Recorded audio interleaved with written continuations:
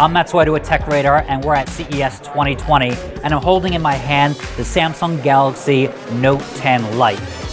It isn't, in fact, lighter than the Note 10, but it does have a cheaper price. So if the Note 10 and the Note 10 Plus were a little too expensive for you, this is the one to look at.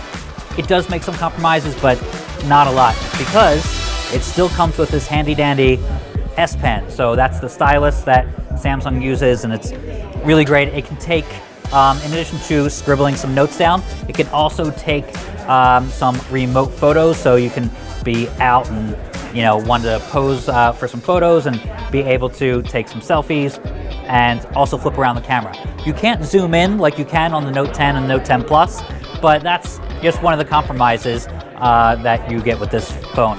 Otherwise, the cameras are pretty much the same in terms of quality.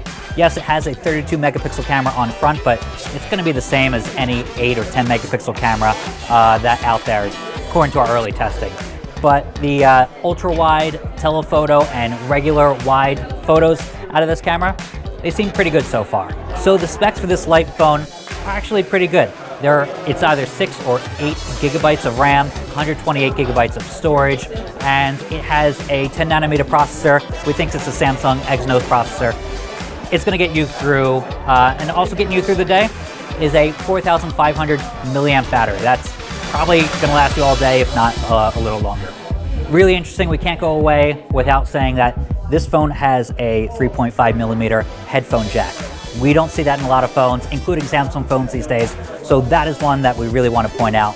So why does this exist? Well, there was no Samsung Galaxy Note 10e. There was no really cheap version of the Note 10, and that really opens this phone up to a whole wide audience.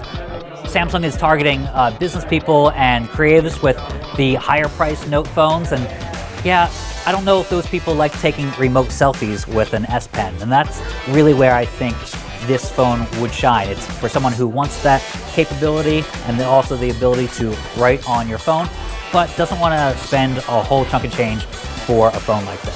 So that is where it's going to live. It's going to be in probably a younger demographic, and with this shiny red color, I kind of want one.